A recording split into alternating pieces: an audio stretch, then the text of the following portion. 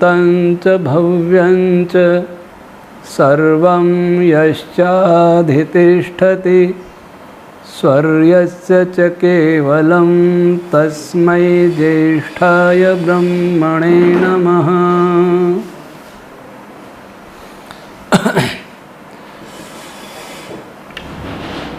प्रिय देशवासियों, कल हम अपने देश की स्वतंत्रता के 74 वर्ष पूरे कर रहे हैं और अभी से देश में इसकी चर्चा चल रही है कि जब देश अपनी 75वीं आज़ादी की वर्षगांठ मना रहा होगा तब हमें क्या क्या करना है। वस्तुतः हमारा देश पर्वों, आडंबरों और पाखंडों का देश रह गया है। बहुत सारे पर्व हैं लेकिन उन पर्वों से कोई कुछ नहीं सीखता। आडंबर बहुत होते हैं, प्रदर्शन बहुत होता है, लेकिन परिणाम कुछ नहीं रहता। आज हम इस बात पर विचार करते हैं कि 15 अगस्त 1947 को जो देश को स्वतंत्रता मिली थी, क्या वो स्वतंत्रता थी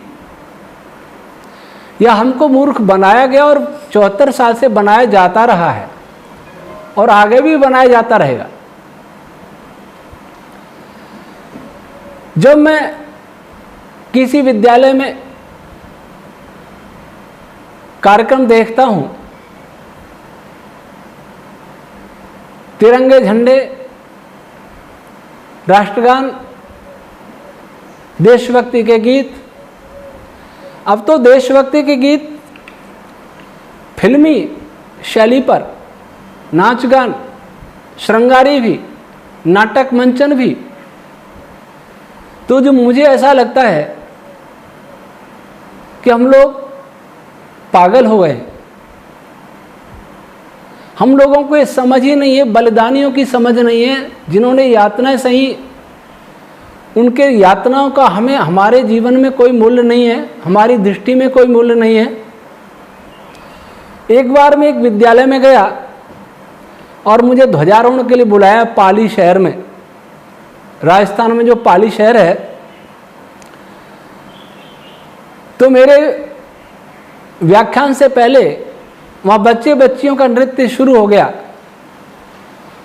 मैंने विद्यालय के प्रधानाचार्य से कहा कि मेरा व्याख्यान पहले करा दो, फिर आपको जो करना करते रहना, सांस्कृतिक कार्यक्रम। तो उन्होंने मेरा करा दिया और मैंने अपने व्याख्यान में कहा कि यह देश नाचने वालों ने और इस प्रकार के गीतों के गाने वालों ने और इस प्रकार के गीतों की रचना करने वालों ने स्वतंत्र नहीं कराया है। इस देश को स्वतंत्र कराने के लिए अनेक वीरों ने, वीरांगनाओं ने अपनी खून की खाद दी है। अनेक माताओं ने अपने सिंदूर चढ़ाए, बच्चों को खोया है, कई बच्चे अनाथ हुए हैं, कितने ही जेलों में सड़े हैं, अंग्रेजों के कोड़े खाए हैं, तब देश आजाद हुआ। और आपको ये नाच गान अच्छा लगता है क्या? वे बड़े लज्जित भी हुए। लेकिन मुझे लगता है कि देश की युवा पीढ़ी और देश प्रशासन करने वाले अधिकारीगण, राजनीतिक दल, इनको इस बात से कोई फर्क नहीं पड़ता। अब यह प्रश्न है कि क्या हम स्वतंत्र हुए हैं? यह मेरा विषय नहीं, इतिहास। इसके लिए मैं आपसे आग्रह करूंगा कि आप श्री राजीव जी दीक्षित की जितने भी वीडियो आपको उपलब्ध हो सकें, जो आज़ादी बचाओ आंदोलन के प्रणेता थे, उनको आप अवश्य देखें। मैंने भी 96-97 में उनकी बहुत सारी कैसेट सुनी थी और उनमें से बहुत कुछ नोट भी किया था। मैं वेद का प्रचारक हूँ, वेद का अनुसंधान करता हूँ, वैदिक भौतिकी का व्यक्ति हूँ, इसलिए मैं इस विषय में नहीं जाऊँगा। पर एक बात अवश्य कहनी है, स्वतंत्रता का अर्थ होता है अपना तंत्र।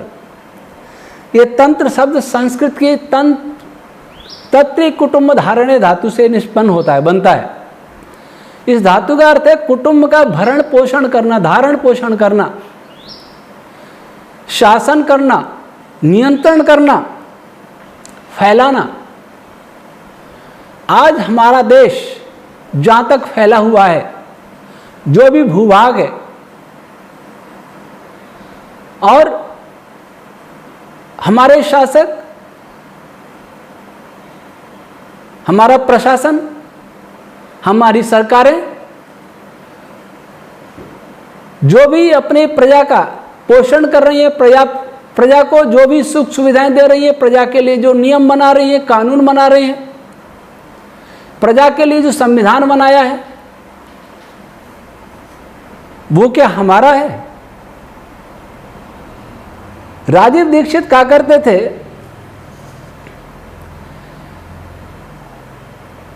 कि 1835 में नहीं, राजीव दीक्षित क्या करते थे, हमारे संविधान का 95% भाग विदेशी है, उधार लिया है। अर्थात हमारे संविधान निर्माताओं ने यह सोच रखा था कि हमारे पूर्वजों के पास न तो शासन चलाने की बुद्धि थी, न अपनी प्रजा को सुखी करने की बुद्धि थी, न पढ़ाने लिखाने की बुद्धि थी, न अर्थशास्त्र उनके पास कोई था, न विज्ञान कोई था, न समाज शास्त्र कोई था, न हमारे यहाँ देश में कोई चिकित्सा पद्धति थी। उनका ये मानना था, उनका ये सोचना था कि हम जंगलियों की संतान हैं। इसलिए उन्होंने दूसरे देशों के संविधान का अध्ययन करके ये संविधान बना दिया जो आज हमारे ऊपर थोपा गया है। क्या इसको आजादी कहते हैं? तंत्र के नाम पर पहला कोई तंत्र है तो राजतंत्र है, सरकारी तंत्र है, और इस संविधान में अन्य सभी तंत्रों की भी चर्चा है। सबके लिए नियम है, कानून है, और सारे तंत्र बाहर से लिए गए, उधार लिए गए। फिर भी हमें कहा गया कि हम स्वतंत्र हो गए। हम लोगों ने यह नहीं सोचा कि जो देश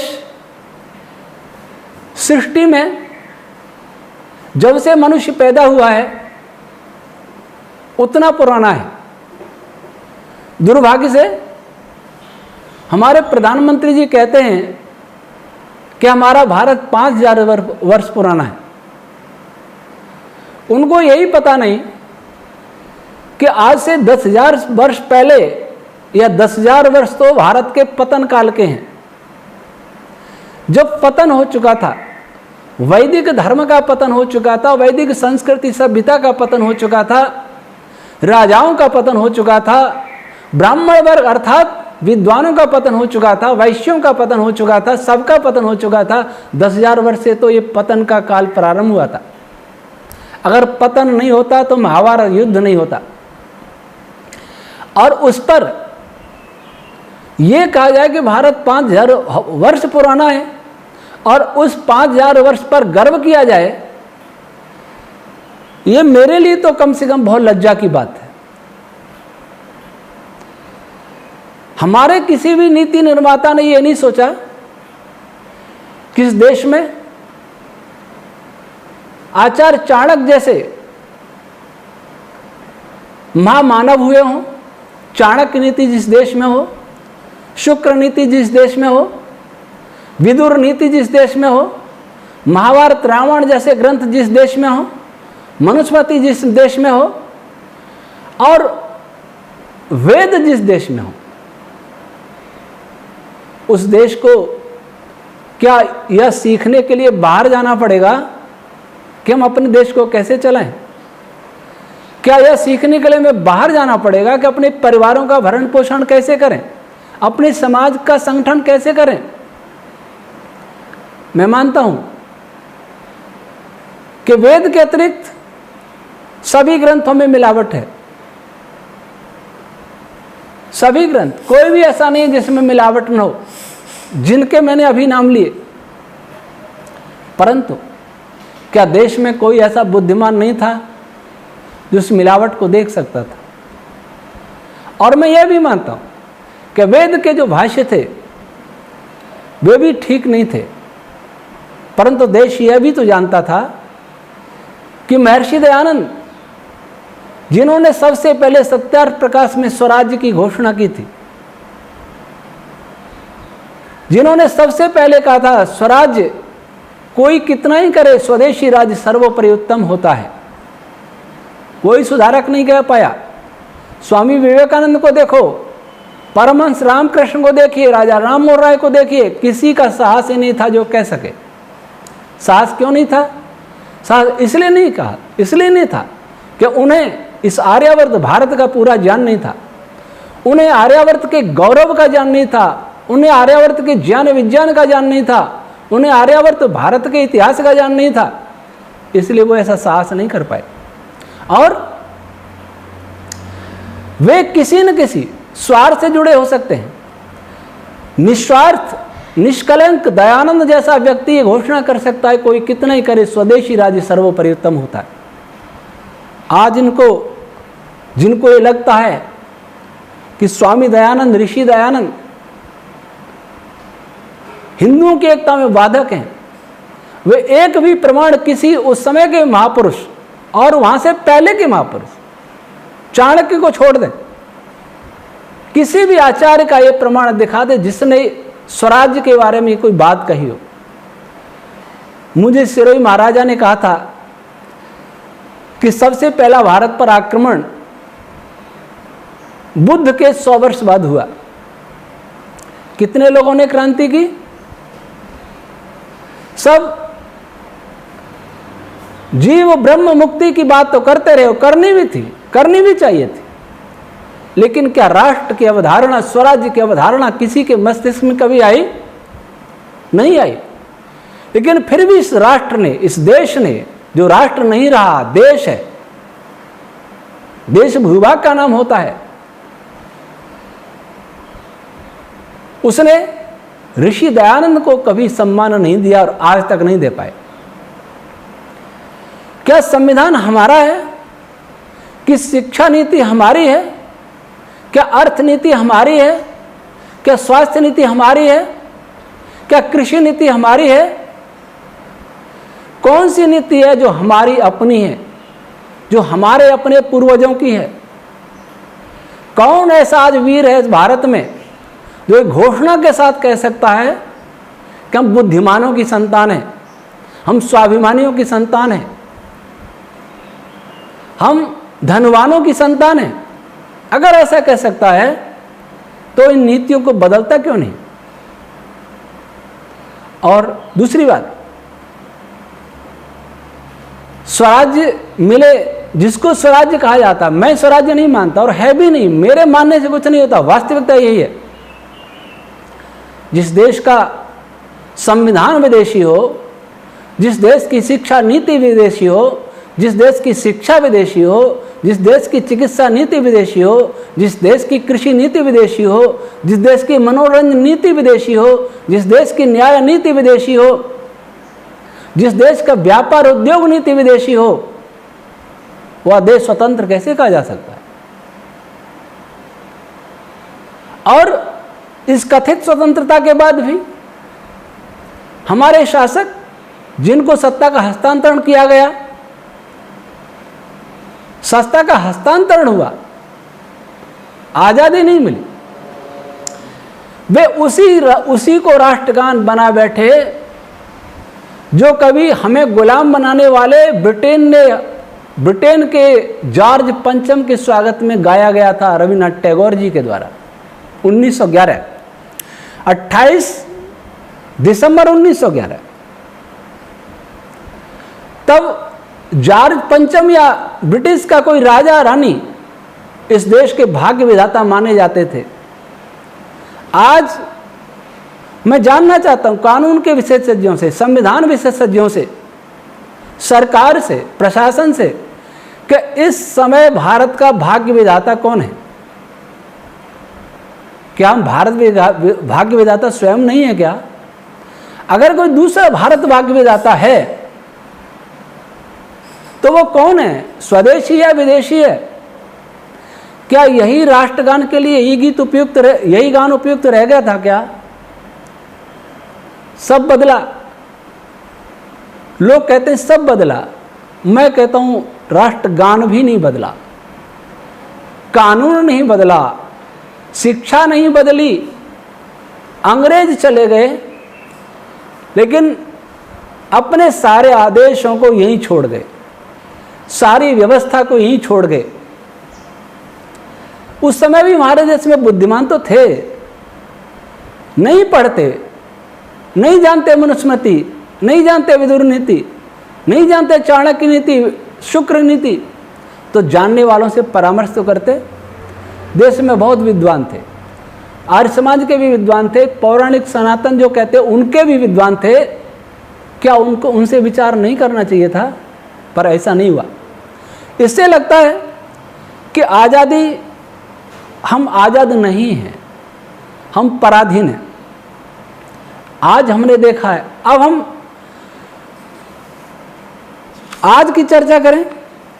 पिछले 1.5 साल में कोरोना के नाम से जो हुआ है, ऐसा लगता है देश को हमारी सरकार नहीं चला रही।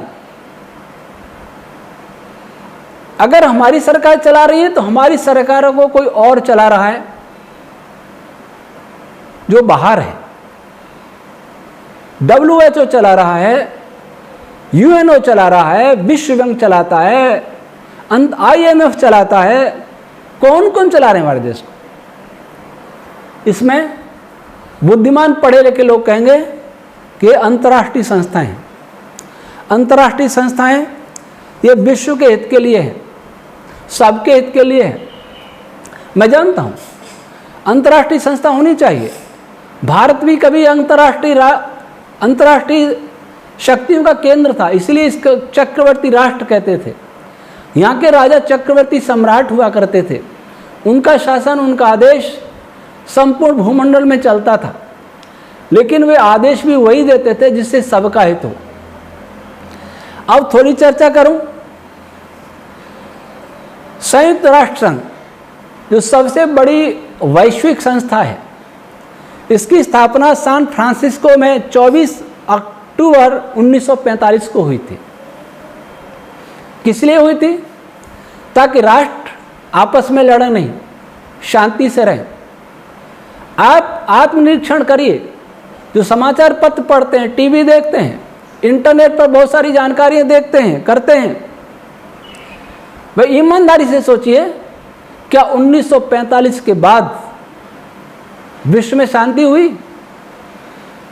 संयुक्त राष्ट्र संघ के रहते हुए आज भी शक्तिशाली राष्ट्र कमजोरों को दबा रहे हैं। आज भी कमजोर राष्ट्र दुखी हैं। क्या यूएनओ ने क्या किया? इराक पर यह आरोप लगा सद्दाम हुसैन पर रासायनिक हथियार है, आक्रमण किया गया, कोई रासायनिक हथियार नहीं मिला। यूएनओ ने क्या किया?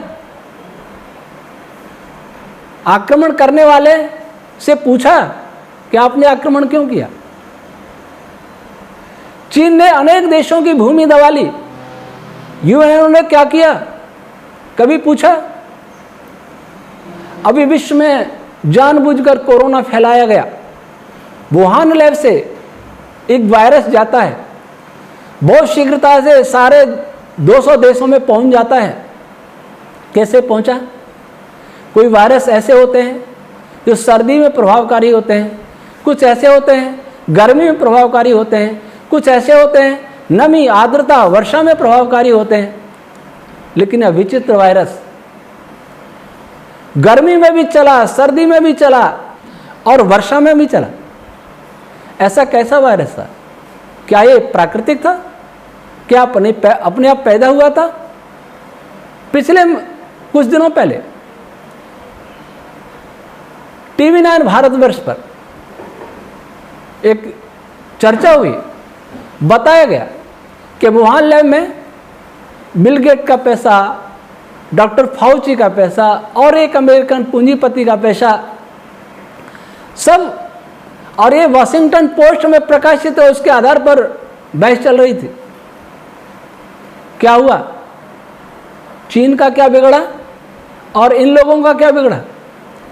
यूएनओ कहाँ है? यूएनओ की स्थापना कैसे लिए की गई थी कि कुछ लोग मिलकर के, कुछ देश मिलकर के सारे 200 देशों को आतंकित करते रहे, बीमारी फैलाते रहे, और जिन्होंने फैले उन देशों में भी बीमारी, अमेरिका में बहुत मरे, और यूएनओ शांत बैठा रहे। तब ऐसी संस्थाओं के, अब डब्ल्यूएचओ निर्देश देता रहा, उसके निर्देशों में कितनी बार परिवर्तन हुआ, उसकी गाइडलाइन में कितनी बार परिवर्तन हुआ? परिवर्तन कौन करता है? परिवर्तन वो करता है जो जानता नहीं है, जिसको सत्य का ज्ञान है, जिसके पास सत्य विज्ञान है। सत्य विज्ञान कभी परिवर्तित नहीं होता। मिथ्या अज्ञान मिथ्या ही होता है, उसको विज्ञान मैं नहीं कह सकता। जो बदलता है वो विज्ञान नहीं है, वो बार बार बदलता है। एक सत्यवादी व्यक्ति होता है, वो एक ही बात कहता है, 100 बार पूछो तो वही कहेगा, डरा के पूछो तब भी वही कहेगा, लोभ दे के पूछो तब भी वही कहेगा, सामान्य ढंग से पूछो तब भी वही कहेगा। लेकिन झूठा व्यक्ति डरा करके पूछो तो कुछ बोलेगा, लोभ से पूछो तो कुछ और बोलेगा। लेकिन डब्ल्यूएचओ ने कभी सत्य बोला नहीं। अमेरिकन राष्ट्रपति ने चीन पर आरोप लगाया वायरस फैलाने का, इसका नाम भी चीनी वायरस दिया। यूएनओ ने क्या किया? डब्ल्यूएचओ क्यों नहीं बोला? ये संस्था, डब्ल्यूएचओ की स्थापना 7 अप्रैल 1948 को हुई। डब्ल्यूएचओ विश्व स्वास्थ्य संगठन।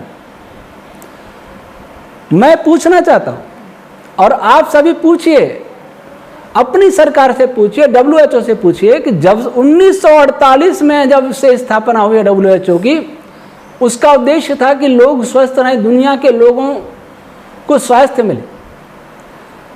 अब 1948 में जितने रोग संसार में हुआ करते थे, आज रोगों की संख्या घटी अथवा बढ़ी, ये आंकड़े निकाल करके देखें, वो स्वयं जान जाएंगे। जो रोग आज से 20 साल पहले नहीं थे, 30 साल पहले नहीं थे, वे रोग प्रकट हो रहे हैं। तो ऐसी कैसी स्वास्थ्य नीति? क्या ये स्वास्थ्य नीति रोगों को बढ़ाने के लिए है? दवा कंपनियों, वैक्सीन कंपनियों को समृद्ध करने के लिए है? क्या ये स्वास्थ्य नीति पूंजीपतियों को समृद्ध करने के लिए है? गरीबी अमीरी के बीच में खाई बढ़ाने के लिए? यदि नहीं है तो रोगों की संख्या क्यों बढ़ी? डॉक्टर बढ़े, सुविधाएं बढ़ी, दवाइयाँ बढ़ी, वैक्सीन बढ़ी, और रोगों की संख्या भी बढ़ी, रोगियों की संख्या भी बढ़ी। तो डब्ल्यूएचओ के निर्देश, ऐसे निर्देश क्या विश्व के हित के लिए हैं? क्या किन्हीं व्यक्ति विशेषों के हित के लिए हैं, या कुछ देशों के हित के लिए हैं? यह भी फेल हुआ। अब आगे चलते हैं। कोई ये कहेगा पहले बहुत मरते थे, प्लेग फैलता था, बहुत मरते थे। मैं उनसे पूछता हूं, हाँ मान लिया मरते होंगे, पर जो स्वस्थ रहते थे वो बलवान हुआ करते थे, बुद्धिमान हुआ करते थे, धनी हुआ करते थे। लेकिन आज जो जीता है वो अभी दवाइयों के सहारे जीता है। क्या हम ये चाहते थे कि लोग जिए तो बहुत, लेकिन जब तक जिए, जब तक कुछ न कुछ गोली, दवाई, इंजेक्शन लेते ही रहें, ताकि दवा कंपनियों की आय बढ़ती रहे। मरने वाला यूं ही मर गया तो फायदा मेडिकल स्टोर का भी नहीं है, डॉक्टर का भी नहीं है, फार्मा कंपनियों के नाम नहीं है, फिर मरने से फायदा क्या हुआ? शायद क्या यही नीति, यही स्वास्थ्य नीति थी? डब्ल्यूएचओ जब से बना जब से दवाइयों की संख्या बढ़ी या घटी, और दवाइयों की संख्या कब बढ़ती है, दवाइयों की मात्रा कब बढ़ती है, तब बढ़ती है जब रोग बढ़ता है, जब रोगी बढ़ते हैं। तो हमने कैसा विकास किया, स्वास्थ्य सेवाओं का कैसा विकास किया। हम कहते हैं, तर्क देते हैं आयु बढ़ी, एक तरफ तो आयु बढ़ाने में लगे और दूसरी तरफ ये चिंता व्यक्त करते हो कि आने वाले दिनों में, आने वाले वर्षों में भारत में वृद्ध लोगों की संख्या बढ़ जाएगी, युवा कम हो जाएगी। आप उनकी आयु इसलिए बढ़ाते हो ताकि सारे जीवन बीमार रह के वो ज़्यादा से ज़्यादा आय आपको दे सकें, अपनी आय का बहुत सारा भाग दवाइयों में खर्च कर सकें, टेक्नोलॉजी पर खर्च कर सकें, जांच करने के साधनों पर खर्च कर सकें और पूंजीपति समृद्ध हो सकें। मुझे नहीं लगता दूसरा कोई कारण आयु बढ़ाने का है। जब आयु बढ़ाना ही चाहते हो तो जनसंख्या बढ़ने का रोना क्यों रोते हो? फिर क्यों कहते हो कि 300-400 करोड़ व्यक्ति मर जाए तो ठीक रहेगा, जलवायु शुद्ध होगा, सब कुछ ठीक रहेगा, ग्लोबल वार्मिंग की समस्या मिटेगी? ऐसा कुछ लोग क्यों सोचते हैं? जब आयु बढ़ानी है तो फिर जनसंख्या की चिंता क्यों करते हो? आयु भी बढ़ानी, इसका अर्थ यह है कि बढ़ी हुई आयु का, आप बढ़े हुए आयु वाले व्यक्तियों का आर्थिक रूप से दोहन करना चाहते हैं। अब एक अंतर्राष्ट्रीय संस्था है यूनेस्को, ये United nation economics and social council, ये क्या करती है? बच्चों का, महिलाओं का अधिकार, इस प्रकार की बातें, संरक्षण की बात करती है। आज आप विचार करिए, जब यूनेस्को बना था 19 नवंबर 1945, उससे पहले हमारे परिवार सुखी थे, आज सुखी हैं। आज परिवार टूट रहे हैं। जो यूरोप में परिवार टूटते थे, जो यूरोप में लंपटता थी, जो यूरोप में एक दूसरे के प्रति अधिकारों की लड़ाई होती थी, वो आज भारत में हो रही है। यूनेस्को ने क्या किया? पिता को पुत्र से तोड़ा, पति को पत्नी से तोड़ा, सास को बहू से तोड़ा, सास को और माता और पिता से बच्चों को तोड़ा, भाई को बहन से तोड़ा। क्या सामाजिक और आर्थिक समृद्धता, समरसता क्या ऐसे आएगी? आज कोई किसी का नहीं है। जैसे बाइबल में लिखा है कि ईसा कहते हैं कि मैं धरती पर मेल मिलाप कराने नहीं आया, मैं चाहता हूं सास को बहू से अलग कर दूं, पिता को पुत्र से अलग कर दूं, माँ को पुत्री से अलग कर दूं। क्या सब यही नहीं हो रहा है? उसी आदेश का पालन तो नहीं हो रहा? या ईसा की जो भावनाएं थी उनको साकार करने का यत्न तो नहीं हो रहा है? लेकिन हमने उसको भी अपना नेता स्वीकार कर लिया, यूनेस्को को भी। वर्ल्ड बैंक की स्थापना जुलाई 1944 में हुई थी। IMF ये भी स्थापित हुआ 1944 में स्थापित हुआ, लेकिन 27 दिसंबर 45 से इसने काम करना शुरू किया, वाशिंगटन DC। इन दोनों का उद्देश्य ये रखा गया ताकि गरीब देशों की मदद की जा सके, आर्थिक समानता आवे, कोई दुखी न हो, यही उद्देश्य दिखाया गया। लेकिन हुआ क्या? आज कुछ देश बहुत धनी हैं, जो देश कभी गरीब थे वो आज धनी हो गए। ये तो IMF से पहले हो गए। और भारत जो बहुत धनी था वो गरीब हो गया। आज छोटे देशों को बड़े देश दबा रहे, आज भी दबा रहे हैं, पहले भी दबाते। तो IMF और विश्व बैंक ने क्या किया? लोन बांटा। अभी मैं लोन के विषय में, ऋण के विषय में जानकारी कर रहा था, विशाल आर्य से पूछा, देखिए, तो देखा कि सभी कर्जदार हैं। मैं तो सोच रहा था भारत पे बहुत कर्ज है, लेकिन अमेरिका को भी भारत ने बहुत कर्ज दिया, और अमेरिका सबसे बड़ा कर्जदार फिर भी सब पर दादागिरी करता। चीन सबसे देने वाला है, जापान सबसे देने वाला है। ये दादागिरी कहें तो समझ में भी आता है, पर यह किसी ने नहीं सोचा, क्योंकि हमारे संविधान निर्माता अगर भारतीय शास्त्रों को पढ़े होते, आचार्य चाणक्य को पढ़े होते, तो चाणक्य कहते हैं ऋण करता पिता शत्रु। जो पिता ऋण लेके मर जाता वो शत्रु है, दुश्मन है संतान का। लेकिन आज सारे देश दुनिया में ऋण लेने और देने का खेल चल रहा है। भारत पर विदेशों का कर्ज है और भारत दूसरों को देता है। मेरी बुद्धि में ये कभी नहीं आ सकता कि मेरे पास धन है और मैं किसी को देने की स्थिति में हूं तो मैं लूं क्यों किसी का। एक दूसरे से ऐसा बांध रखा है, एक दूसरे से बंधे हुए हैं कि कोई किधर हिल न सके। अगर भारत के पास किसी का ऋण न होता और भारत का भी किसी पर ऋण नहीं होता तो वो राष्ट्र भी सुखी रहता, हम भी सुखी रहते। लेकिन आज वो हमसे बना है, मुझसे बने, इसलिए छूट नहीं सकते। दूसरी बात, एक बलवान राष्ट्र को कर्ज दे, गांव में एक व्यक्ति बलवान को कर्ज दे, अपने से बलवान को, वो नहीं देगा तो क्या कर लोगे? कमजोर व्यक्ति को धमका के ले लो, बलवान व्यक्ति का क्या करो? अगर नहीं दिया तो आज यही हो रहा है। हमने अमेरिका को बहुत कर्ज दिया जितना उसका भी हमारे पास नहीं है, ऐसा बताया। तो फिर इन देशों से डरना क्यों? यूरोप के देश कर्जदार, अमेरिका कर्जदार, तो हम इनसे डरते क्यों हैं? और इन कर्जदारों का ही सबसे बड़ी भूमिका इन अंतर्राष्ट्रीय संस्थाओं पर है। चाहे यूएनओ है, आईएमएफ है, वर्ल्ड बैंक है, यूनेस्को है, विश्व बैंक है, WHO है। जब ये सबसे बड़े कर्ज लेने वाले हैं, जिनमें हमारा भी बहुत बड़ा कर्ज है, तो भी ये संस्था इनके नियंत्रण में क्यों रहती हैं? ये क्यों दबा सकते हैं? सबने कह दिया कोवैक्सीन वाले को हम एंट्री नहीं होने देंगे अपने देश में। हम क्यों नहीं कह सकते? हमारा साहस क्यों नहीं है कि हम किसी दूसरी वैक्सीन लेने वाले को हम नहीं एंट्री होने देंगे? क्यों हम कमज़ोर हैं? कर्ज बांटते फिर भी कमज़ोर है, वो कर्ज ज़्यादा लेते फिर भी बलवान है। क्यों? ये आज तो शहरों में देखिए, गली गली में कर्ज बांटने के लिए बैंक सोसाइटीज खुल गई। कोई तो कहता है बिना ब्याज के कर्ज, बिना शर्तों के कर्ज। क्या ये लोग दानदाता हैं?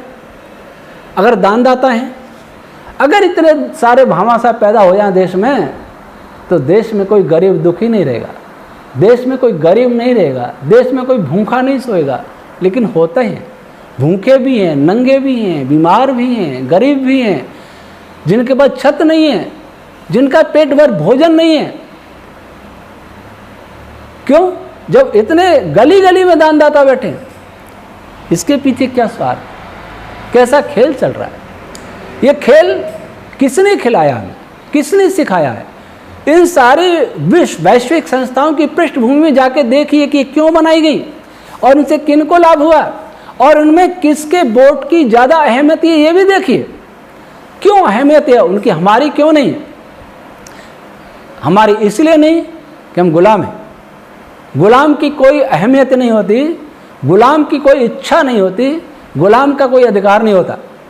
गुलाम केवल आदेश का पालन करना जानता है, जैसे मदारी के आदेश का पालन बंदर किया करते हैं, भालू किया करते हैं, सपेरे के आदेश का पालन सांप किया करते हैं। तो हमारी स्थिति भालू बंदर सांप से ज़्यादा नहीं है मेरे देश की। जो देश कभी दुनिया पर शासन करता था, जो देश कभी दुनिया का गुरु था, इस बात पर भी लोगों को विश्वास नहीं। ये राजीव दीक्षित ने लिखा, एक जगह बोला है कि 1835 से 1850 के बीच में ये ब्रिटिशर विलियम एडम ने रिपोर्ट तैयार की थी कि विश्व में भारत का निर्यात 33% है, अर्थात 1/3 भाग विश्व के व्यापार का उसमें हमारा भाग था। आज क्या रह गया? आज हमारा भाग 2% है। कितना विकास किया? हमारा भाग 2% है। और जब भारत, जिसको तथाकथित स्वतंत्रता, जब सत्ता का हस्तांतरण हुआ 45 में, उसमें आयात निर्यात घाटा 0 था और विश्व में आयात निर्यात हमारा 2% था। आज रह गया, आज 0.4%, 2019 में 1.71% है, बीच में कम हुआ था। तो 1947 से में पीछे चले गए। और आयात निर्यात घाटा भारत में 2021 में 388.95 बिलियन डॉलर का आयात हुआ और निर्यात केवल 34 बिलियन का हुआ। तो कितना घाटा हुआ? इतना बहुत बड़ा घाटा हो गया। जबकि आज़ाद जिस समय हुआ था, कथित आज़ाद, उस समय ये संतुलन था, कोई घाटा नहीं था। अब घाटा, इतना घाटा हुआ, ये हमने इस आज़ादी से पाया। अब हम देश देखते हैं और देश की स्थिति। हमने इतिहास को भूला। यह देश महाराज इक्ष्वाकु का देश है। भगवान मनु, महाराज मरीचि, यह विश्व के राजा थे। लेकिन महाराज इक्ष्वाकु, जिनके वंश में श्री राम पैदा हुए, जिनके वंश में राजा हरिश्चंद्र पैदा हुए, जिनके वंश में राजा भगीरथ जी पैदा हुए, जिनके वंश में राजा मानधाता पैदा हुए, पृथु पैदा हुए, वे राजा इक्ष्वाकु आर्यावर्त देश के पहले राजा थे, ऐसा महर्षि दयानंद ने लिखा। भले ही इस देश के राजा थे, लेकिन इन राजाओं का शासन संपूर्ण भूमंडल पर हुआ था। ये चक्रवर्ती राजा हुआ करते थे। श्री राम के राज्य को एक आदर्श राज्य के रूप में देखा जाता है, और ऐसे ही सब राज्य थे उस समय, जिसके लिए महर्षि वाल्मीकि ने लिखा कि उस राज्य में किसी को कोई रोग नहीं होता था, तीनों प्रकार का दुख नहीं था। आदि दैविक दुख अर्थात प्राकृतिक प्रकोप नहीं होते थे, आदि भौतिक दुख, राजा का, डाकू का, चोरों का, आपस में लड़ाई झगड़े का किसी को कोई भय नहीं होता था, मच्छरों का, सांपों का, बिच्छू, ये भी कोई भय नहीं होता था, और आध्यात्मिक दुख, शरीर मन और आत्मा का कोई रोग नहीं हुआ करता था। वर्षा समय पर होती थी, जब चाहते थे जब होती थी। फसल, अन्न बहुत उन्नत हुआ करता था, वृक्ष बहुत विशाल हुआ करते थे, पर्याप्त ऑक्सीजन की मात्रा थी वायुमंडल में। यहाँ के लोग बहुत बलवान और बुद्धिमान हुआ करते थे, बहुत सात्विक हुआ करते थे। क्या संसार में ऐसा कोई देश है जिस देश में कोई रोग नहीं हो, जिस देश में किसी को कोई किसी का भय न हो, जिस देश में किसी भी प्रकार की प्राकृतिक आपदा नहीं हो? आज हम भारत की छोड़िए, विश्व में देखिए, जिन देशों में बर्फ गिरा करती थी, उन देशों में भीषण गर्मी से लोग मर रहे हैं। अमेरिका में आग लग रही है, कनाडा तप रहा है, रूस तप रहा है, ब्रिटेन तप रहा है, और इस समय यूरोप में, चीन में भीषण बाढ़ आ रही है। जो अपने को महाशक्ति कहते हैं, जो अपने को साइंस के क्षेत्र में बहुत विकसित मानते हैं, टेक्नोलॉजी के क्षेत्र में बहुत विकसित मानते हैं, एडवांस मानते हैं, उन देशों की क्या दुर्दशा हो रही है। बड़े बड़े वैज्ञानिक, बड़े बड़े बलवान सत्ता संपन्न लोग प्राकृतिक आपदाओं के सामने नतसिर होते हम देख रहे हैं, और पहले भी देखें। किसी में वो शक्ति नहीं कि इन आपदाओं को रोक ले। प्रश्न ये भी है कि आपदा क्यों आ रही है। और भारत में देखिए, कहीं बाढ़ है तो कहीं सूखा है, अकाल पड़ रहा है। हमारे क्षेत्र में अकाल जैसी स्थिति है, अगर 2-4 दिन में वर्षा नहीं हुई सब समाप्त हो जाएगा। क्या इसी को विकास कहते हैं? हमने क्या किया 75 साल में, 74 साल में क्या किया? अगर हम भारत से सीखते, अर्थात अपने से सीखते, अपने शास्त्रों से सीखते, अपने ज्ञान विज्ञान को लाते, अपनी शिक्षा को लाते, तो हम कुछ और होते। पर ऐसा हम नहीं कर पाए, और आज भी नहीं कर रहे। कौन निर्देश दे रहा है? बड़े बड़े वैज्ञानिक कह रहे हैं वैक्सीनेशन अति घातक है। भारत के वैज्ञानिकों ने प्रधानमंत्री जी को लिखा कि अंधाधुंध वैक्सीनेशन घातक है। वैक्सीन बनाने वाली कंपनियां सावधान कर रही हैं कि किन किन को वैक्सीन नहीं लगाना, एलर्जी वाले को नहीं लगाना, गर्भवती महिला को नहीं लगाना, हार्ट वालों को नहीं, और बहुत सारी चीज़ें, बहुत सारे रोगों से ग्रस्त लोगों को नहीं लगाना। लेकिन सरकारें कह रही हैं 100% को लगाओ। अर्थात जो वैक्सीन बनाने वाले हैं वे निर्देश दे रहे हैं, जबकि उनको अपना व्यापार करना, पर उसकी भी अनदेखी, बड़े बड़े वैज्ञानिकों, डॉक्टर्स की भी अनदेखी। तब हम किसके निर्देश का पालन कर रहे हैं? कौन अंतर्राष्ट्रीय संस्था, कौन सी अंतर्राष्ट्रीय संस्था है? क्या WHO? पर क्या WHO, इन WHO को, यूनाइटेड नेशन को, इनको पैसा कौन देता है? अगर पैसा ये लोग देते हैं बड़े बड़े देश, तो इन पर खुद पे कर्जा क्यों है? जो स्वयं कर्जदार हो वो कैसे पैसा दे सकते हैं? ऐसा लगता है कुछ अदृश्य लोग, जिसकी मैं चर्चा नहीं करूंगा क्योंकि मैं उनके इतिहास को बहुत ज़्यादा नहीं जानता, कुछ अदृश्य लोग, कुछ अज्ञात लोग इन बड़ी बड़ी संस्थाओं और बड़े बड़े कहने वाले देशों को भी चला रहे हैं। उन पर किसी की दृष्टि नहीं। असल में हम केवल उसी को मानते हैं खतरा जो हमें सामने दिखाई देता है, उसको नहीं मानते जो हमें दिखाई नहीं देता। मैंने अभी सुना था कुछ दिन पहले 2030 तक लकड़ी जलाना बंद हो जाएगा, पेड़ काटना बंद हो जाएगा, क्योंकि इससे प्रदूषण होता है। लकड़ी से भोजन बनाते बनाते वर्षों, हजारों, लाखों वर्ष बीत गए, लेकिन पर्यावरण प्रदूषण नहीं हुआ, रोग नहीं बढ़े, प्राकृतिक आपदाएं बहुत नहीं बढ़ी। लेकिन जब से इस पर प्रतिबंध लगाए, जब से ये गैस आई, तब से रोग बढ़े। वो दिखता नहीं है, डीजल का धुआं दिखता है, CNG का दिखता नहीं है, जो CSIR ने कहा कि इससे नैनो पार्टिकल होते हैं, सीधा कैंसर पैदा करते हैं। डीजल का धुआं दूसरे फेफड़ों को रोग करेगा, लेकिन CNG कैंसर को पैदा करेगा। मैं नहीं कह रहा, भारत का एक वैज्ञानिक संस्थान, बहुत बड़ा प्रामाणिक संस्थान कह रहा है। गुजरात सरकार ने गुजरात हाई कोर्ट में कहा। अर्थात जो दिखता नहीं है उसको मानते नहीं, तो इस बीमारी को फैलाने वाले दिख नहीं रहे हैं, इसलिए कोई मान नहीं रहा। और टीवी पर बयान आ भी गए, सामने भी आ गए, पर्दाफाश भी हुआ, तो उनसे कोई कुछ कहने का साहस नहीं कर पा रहा। मत कहिए, आप नहीं कह सकते तो। लेकिन अपने देश, सभी सरकारें अपने अपने देश की जनता पर तो दया करें। जिन्होंने फैलाया उनको दंड नहीं दे सकते, तो अपने देश की जनता पर तो ध्यान करें कि इनका अनिष्ट क्यों कर रहे हैं। क्या किसी को समृद्ध करने के लिए? यह तो स्वतंत्रता नहीं है, यह मेरे भारत का तंत्र नहीं है, यह आपके भारत का तंत्र नहीं है, और कोई भारतीय ऐसा कर भी नहीं सकता। हमारी शिक्षा, जब हम एक बालक विद्यालय में प्रवेश करता है, PhD पोस्टडॉक होकर के बाहर निकलता है, DPhil करता है, उसको कहीं पढ़ने में नहीं आता कि हमारे ऋषि मुनि क्या थे।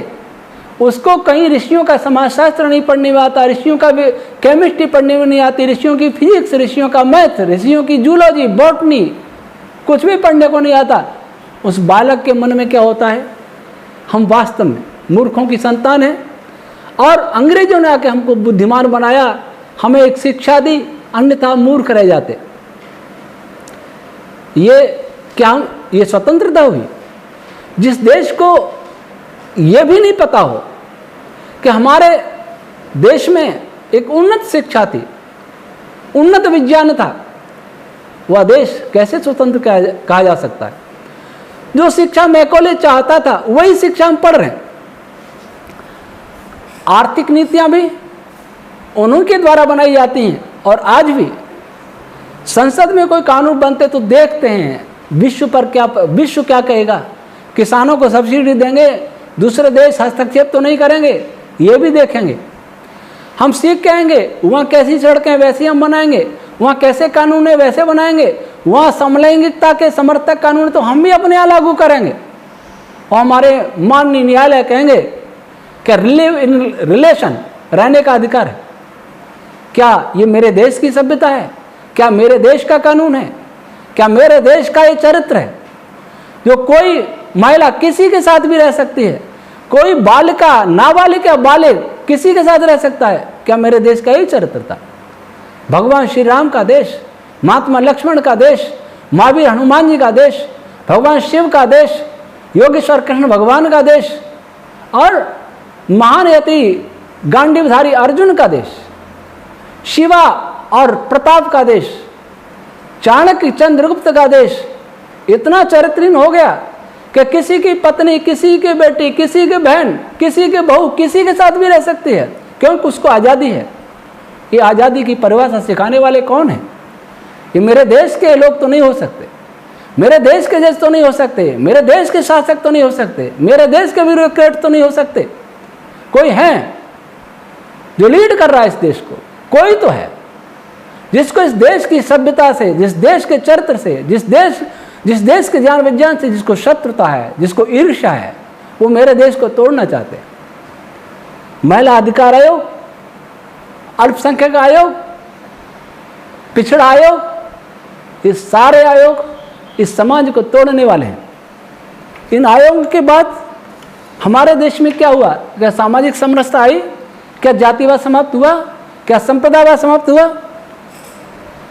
आज कौन सी ऐसी चीज है जो हमारे देश में, हमारे शरीर के अतिरिक्त, कपड़े भी नहीं, कपड़े कम लोगों के पास स्वदेशी होंगे, कपड़े भी नहीं, निर्वस्त्र शरीर के अतिरिक्त हमारे पास, इन पढ़े लिखे लोगों के पास दूसरा कुछ भी भारतीय नहीं, जिनके पास केवल अपना नग्न शरीर हो।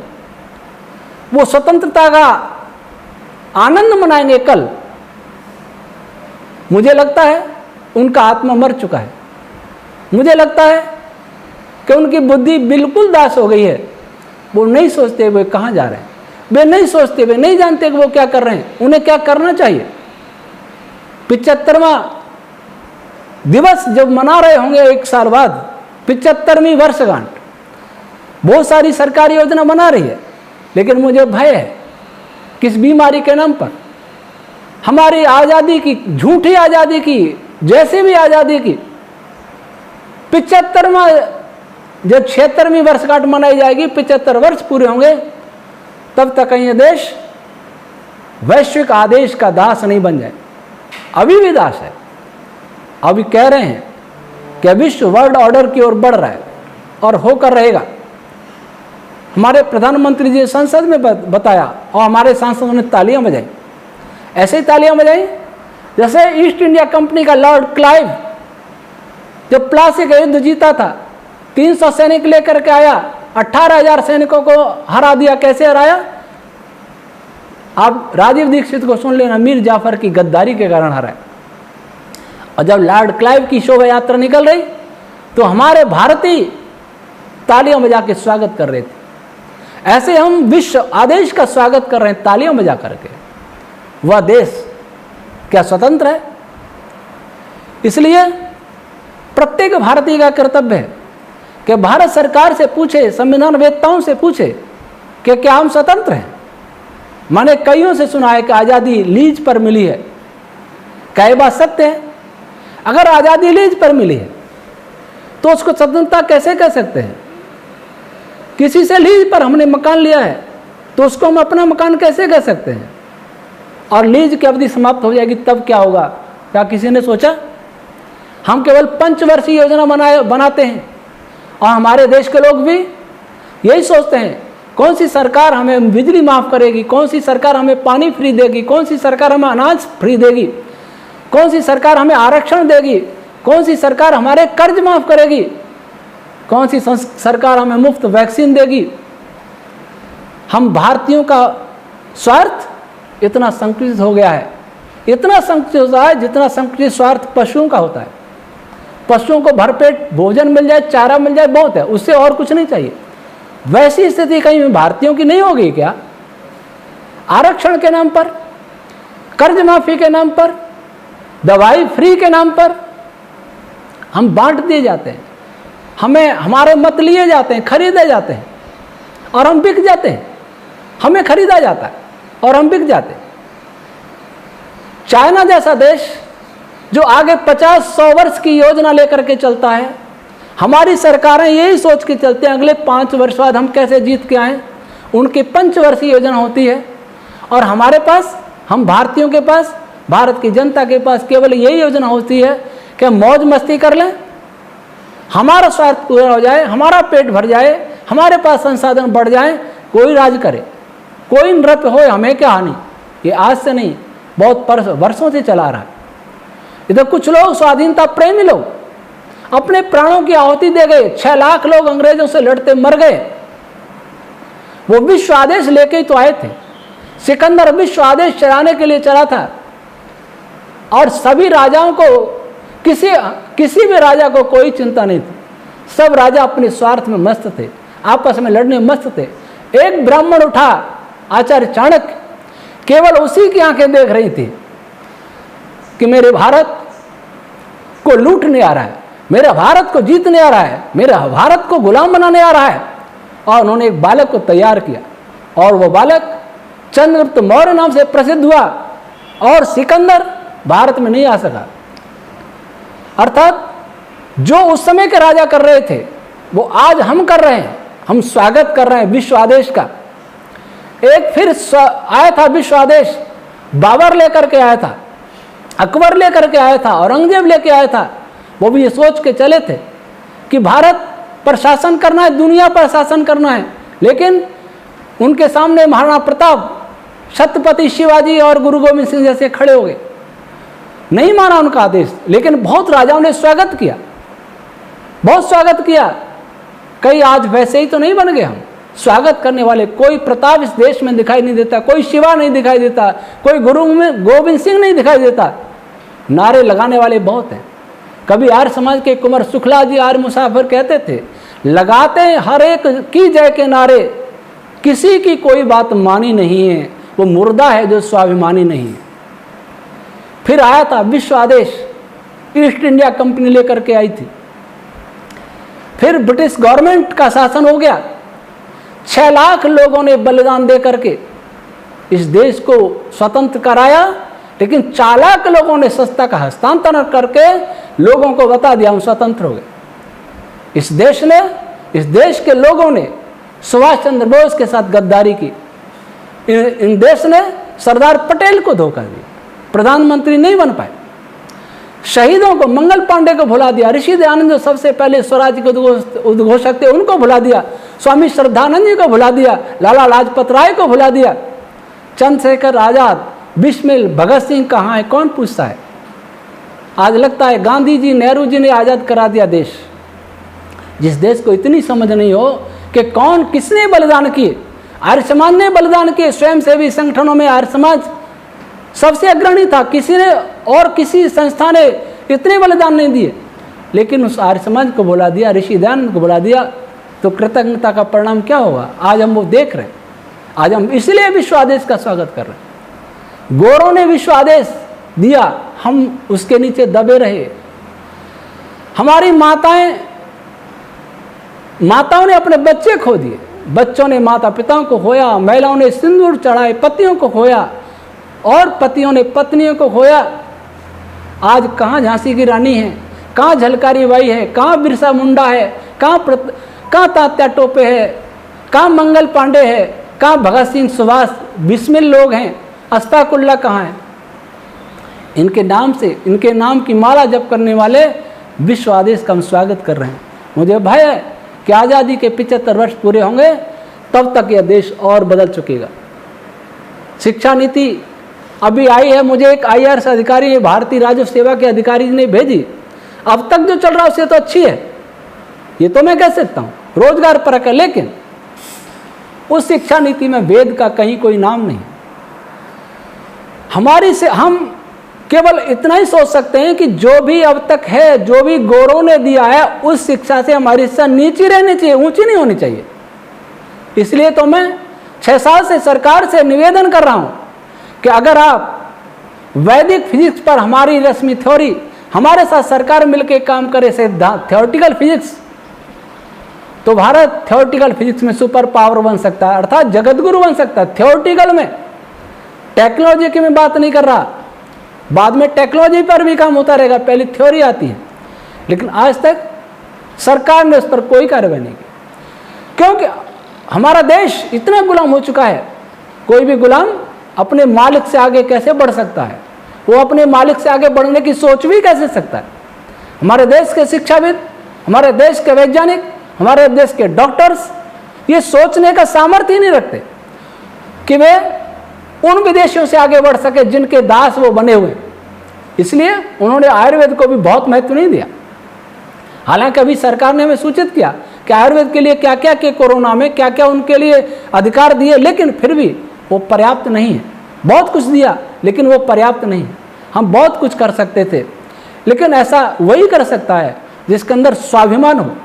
आत्म स्वाभिमान हो, राष्ट्रीय स्वाभिमान हो, अपने ज्ञान विज्ञान का स्वाभिमान हो, अपने पूर्वजों का स्वाभिमान हो। पर ऐसा लगता है आज जब पूर्वजों की बात करते हैं तो लोग पूर्वजों की कमियां गिनाने लगते हैं। आज के युवा थोड़े पढ़ करके इनको मैं कहता हूँ थोथा चना बहुत बचता है। तो आज थोते चने बहुत है देश में। कुछ भी कोई स्वदेशी की बात करेगा, कुछ भी कोई स्वाभिमान की बात करेगा, कुछ भी वेदादि शास्त्रों के ज्ञान विज्ञान की बात करेगा तो थोते चने तुरंत बजने लग जाएंगे। आज मीडिया नियंत्रण से बाहर है। मीडिया कुछ भी बोल सकता है। भय फैलाने में मीडिया का सबसे बड़ा योगदान है। जनता को मारने में मीडिया का सबसे बड़ा योगदान है। कोई मीडिया वाला बता दे क्या भय फैला के किसी रोगी को ठीक किया जा सकता है? वे खबरें क्यों नहीं छपती जो अच्छी हैं? वे खबरें क्यों नहीं छपती जो राष्ट्रीय गौरव को बढ़ाने वाली हैं? वे खबरें क्यों नहीं छपती जो भारतीय प्राचीन ज्ञान विज्ञान को उजागर करने वाली हैं? वे खबरें क्यों नहीं छपती जो उन लोगों से संबंधित होती हैं जो तपस्या कर रहे हैं, जो आदर्शों पर चल रहे हैं, जो भारतीयता स्वदेशी की बात करते हैं? तो ऐसा लगता है आज यह देश किसी स्वाभिमानी के लिए रहने योग्य नहीं रहा। यह संसार किसी सज्जन व्यक्ति के लिए रहने योग्य नहीं रहा। सब पर अदृश्य शक्तियां शासन कर रही हैं। मेरे देश की हालत ही नहीं, सभी देशों की स्थिति है। सभी गरीब देश, सभी गरीब लोग, उनके लिए आने वाले दिन मुसीबत के होने वाले हैं। और ये मुसीबत हमने पिछले 1.5 वर्ष में बहुत देखी है और आगे फिर बढ़ेगी। मौसम की जानकारी किसी को नहीं मिलती, बहुत सारे यंत्र इनके पास, लेकिन बीमारी की लहरें ऐसे आ रही हैं जैसे कोई बांध के गेट खोलता है। गेट खोलने वाला कहता है कि 15 दिन बाद गेट खोले जाएंगे, ध्यान रखना, सावधान रहना, नदी के किनारे वाले सावधान रहना, सुरक्षित स्थानों पर चले जाना। वैसे ही आज बीमारी के गेट खोलने वाले कहते हैं ये तीसरी लहर आने वाली है, पीक होगा 15 अक्टूबर को। और गेट खोलने वाले कौन है? इसकी कोई जांच नहीं करता। पानी के गेट खोलने वाले तो देखते हैं, वे बाढ़ ले आवे तो उनके विरुद्ध कार्रवाई हो सकती है, लेकिन इन गेट खोलने वालों का ध्यान आम जनता को बिल्कुल नहीं है। और जिनको ध्यान है वो उन्हें बताते हैं और न उनको कुछ कह सकते हैं, उनमें कोई साहस नहीं है। मैं पूछना चाहता हूं ऐसा कौन सा साहस है, मुझे कोई समझाए कि कैसे आप भविष्यवाणी करते हैं? कौन सा आपका मैथमेटिकल मॉडल है? ये मॉडल मौसम पे काम नहीं क्यों नहीं करता? पहले जितनी बीमारियां उन पे ये मॉडल क्यों नहीं काम किया? लेकिन कोई प्रश्न करने वाला नहीं है, कोई प्रश्न पूछने वाला नहीं है इन वैज्ञानिकों से। मैंने एक बार एक प्रशासनिक अधिकारी से कहा कि आपके सामने कोई आरोपी व्यक्ति हो और आप उससे प्रश्न करें as a magistrate, as a जज, और बहुत सारे प्रश्नों का उत्तर वो दे दे, केवल एक प्रश्न में फंस जाए, उत्तर न दे पाए, तो आप उसको अपराधी घोषित कर देंगे। ये अपराधी है, एक प्रश्न में फंस गया, ये पकड़ा गया, चोर पकड़ा गया, डाकू पकड़ा गया, अपराधी पकड़ा गया, और उसको जेल में भेज देंगे। लेकिन मैं वैज्ञानिकों से पिछले वर्ष से प्रश्न कर रहा हूं, सरकारों से प्रश्न कर रहा हूं, किसी के पास कोई उत्तर नहीं है। लेकिन कौन ऐसा है जो इनको सजा दे दे? कौन ऐसा है जो उनको अपराधी घोषित कर दे? मनमानी चल रही है, स्वच्छंदता चल रही है। हम जिसको स्वतंत्रता कह रहे हैं वो बहुत बड़ी दासता है, और स्वच्छंदता उन लोगों की है जो सबको दास बनाए बैठे। मुझे नहीं लगता यह देश कभी उभर पाएगा और दुनिया के और देश उभर पाएंगे। मुझे नहीं लगता कि गरीबों का कभी भला होगा। मुझे यह भी नहीं लगता कि लोग स्वास्थ्य लाभ करेंगे, स्वस्थ होंगे, बिना दवाई के जी सकेंगे, बिना वैक्सीनेशन के जी सकेंगे, और बिना गुलामी के जी सकेंगे। परंतु अगर देश के लोग अपने अंदर छुपे हुए, अपने अंदर दबे हुए स्वाभिमान को जगाएं, बुद्धि का उपयोग करें, अपनी बुद्धि का उपयोग करें, विश्लेषण की क्षमता अपने अंदर पैदा करें, तो संभव है कि ऐसे लोग मिल करके बता सकते हैं, दुनिया को बता सकते हैं कि हम अपना भला बुरा स्वयं जानते हैं। वे स्वतंत्रता का सही अर्थ समझा सकते हैं, वे भारतीयता का सही अर्थ समझा सकते हैं, वे राष्ट्रवाद का सही अर्थ समझा सकते हैं। ये देश स्वतंत्र जब माना जाएगा जब इस देश में संविधान हमारा होगा, जब इस देश की शिक्षा हमारी होगी, जब देश में चिकित्सा हमारी होगी, जब देश की अर्थनीति हमारी होंगी, कृषि और वाणिज्य नीति, उद्योग नीति भी हमारी होंगी, तब यह देश स्वतंत्र होगा, स्वतंत्र कहा जाएगा। अन्यथा मिथ्या पर्व मनाकर धन खर्च करने के अलावा और कुछ नहीं मिलेगा। बहुत गंभीर भीषण समय आने वाला है। मेरे प्यारे भारतीयों, मैंने जो अभी बोला है, मैं अपने हृदय से बोल रहा हूं, और मैंने जो हृदय से बोला, बुद्धि से भी बोला है, केवल भावनावश नहीं बोला है, बुद्धि से बोला है। मैं आज चुनौती दे रहा हूं कि इन विषयों पर अगर मेरा कोई खंडन करना चाहता है, मैं वैदिक भौतिकी के आधार पर संसार भर के भौतिक वैज्ञानिकों से को चुनौती दे रहा हूं कि मेरे कुछ प्रश्नों का उत्तर दें, वो जो मैं पूछना चाहूं, मेरी टीम के लोग पूछना चाहें। मैंने राष्ट्रपति महोदय को लिखा था 3 जनवरी 2021 को कि जिन पर हमारी सरकार गर्व करती है, जिन वैज्ञानिकों पर, भौतिक वैज्ञानिकों पर, वो मेरे और मेरे टीम के प्रश्नों का उत्तर दे दें तो मुझे भारत सरकार जो चाहे दंड दे सकती है। सरकार सक्षम है, हमारे पास तो वोट देने के अतिरिक्त कोई अधिकार है ही नहीं। और यदि वो उत्तर नहीं दे सके तो भारत के भौतिक वैज्ञानिकों को हमारे साथ मिलकर भारत को जगत गुरु बनाने के उपायों पर विचार करना चाहिए और भारत को जगत गुरु बनाना चाहिए। इसी प्रकार इस बीमारी को लेकर के जो डॉक्टर्स, चाहे वो डॉक्टर विश्वरूप चौधरी हों, चाहे डॉक्टर तरुण कोठारी हों, चाहे डॉक्टर बिलास जगदेड़े हों, चाहे और कोई डॉक्टर्स हों, वे जो प्रश्न उठा रहे हैं उनके प्रश्नों पर विचार तो कीजिए। अगर उनके प्रश्नों का उत्तर हमारे आईसीएमआर के वैज्ञानिक या और कोई वैज्ञानिक अगर दे सकते हैं, अगर उनकी बात को काट सकते हैं, उनको गलत सिद्ध कर सकते हैं, उन डॉक्टर्स को सजा दी जाए, उन डॉक्टर्स को जेल में बंद किया जाए, फांसी दो, कुछ भी करो, लेकिन उनके प्रश्नों का अनदेखा करके, उनके प्रश्नों का अनदेखा करके, अनसुना करके, उपेक्षा करके सत्य का गला नहीं घोंटना चाहिए। वास्तविकता संसार के अपने सब देश की जनता के सामने लाना चाहिए, संसार के सम्मुख लाना चाहिए। संसार के सभी राष्ट्राध्यक्ष इस पर विचार करें। संसार दिवस तो कल भारत की कथित स्वतंत्रता का है, लेकिन ये विषय ऐसे हैं जिससे संसार का प्रत्येक व्यक्ति एक आत्मनिरीक्षण के लिए विवश हो सकता है। ईश्वर करे हम सब में सत्य मत का, सत्य विचार का एक ऐसा अंकुर फूटे कि हम असत्य से समझौता नहीं करें, सत्य मार्ग पर चलें, और सत्य मार्ग पर चलने से ही संपूर्ण धरतीवासी सुखी होंगे, सभी राष्ट्रवासी सुखी होंगे। सद्बुद्धि दे भगवान सबको, नष्ट या विश्व न हो। यह विश्व नष्ट होने के कगार पर है, ऐसा ये विश्व नष्ट न हो, सबको सद्बुद्धि मिले, सभी सुखी हों, सभी निरोग हों, सभी समृद्ध हों, और वेद के शब्दों में सभी समान मन वाले हों, सभी समान चित्त वाले हों, सभी समान विचार वाले हों, और सब मिलकर चलें, मित्र की दृष्टि से रहें। ओम शम